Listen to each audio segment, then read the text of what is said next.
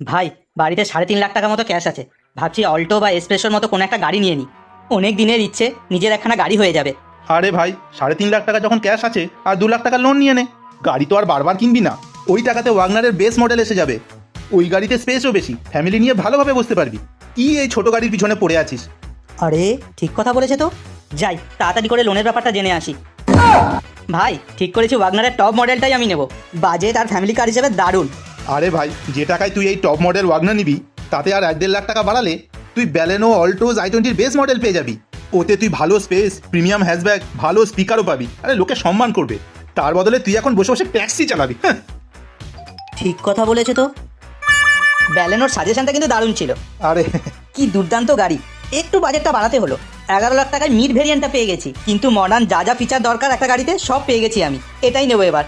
আরে যখন তুই 11 লাখ টাকাই ঢালছিস আর 2-3 লাখ টাকা এক্সট্রা ঢাল, তাতে তুই নেক্সন, ব্রিজা, ভেনিউ সব পেয়ে যাবি। এতে কম্প্যাক্ট এসইউভি ফিল পাবি।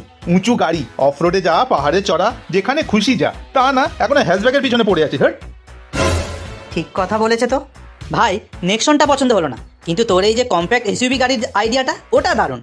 একটু বাজেট বাড়াতে হলো। 14 লাখে এই এসইউভি গাড়িটা আমার পছন্দ হয়েছে, এটাই নেব। 10 লাখ টাকা লোন নিয়ে নেবো, আর 3.5 লাখ টাকা ক্যাশ তো আমার কাছে এমনিই পড়ে আছে। আরে 14 লাখ টাকা যখন গাড়ির পিছনেই ঢালবি, তাহলে আর 3-4 লাখ টাকা বাড়িয়ে কার্ভে চলে যা না। কুপে ডিজাইন পাবি, এর থেকে বেশি কমফোর্টেবল হবে, স্পেস অনেক বেশি পাবি, ডিকিতে অনেক বড় জায়গা। কোথায় এই ছোট গাড়ির পিছনে পড়ে আছিস? হ্যাঁ। এটাও তো ঠিক কথা বলেছে। ভাই, শোরুমে গেছিলাম কার দেখতে, সেখানে টাটা সিয়ারা পছন্দ হয়ে গেছে। এত সুন্দর গাড়ি না, দেখেই পছন্দ হয়ে গেছে। 23 লাখ টাকা টোটাল পড়বে। 3 লাখ টাকা ক্যাশ দিয়ে দেবো, আর 20 লাখ টাকা লোন নিয়ে নেবো। সেই যখন 23 লাখ টাকা খরচাই করছিস গাড়ির পিছনে, আর 7 লাখ টাকা এক্সট্রা দিয়ে টাটা সাফারি নিয়ে নে না। 7 সিটারের রয়্যাল গাড়ি একদম। চড়বি যখন, ভেতর থেকে রয়্যাল ফিল হবে, রয়্যাল। এটার জন্যই তো 30,000 টাকা ইএমআই ভরতে হবে মাসে। সাফারি অনেক দামি হয়ে যাবে। ভাই, মাত্র 4,000 টাকা এক্সট্রা ইএমআই তো ভরতে হবে, নিয়ে নে। তুই ঠিক কথা বলেছিস ভাই, ভেতর থেকে গাড়িটা হেভি লাক্সারিয়াস।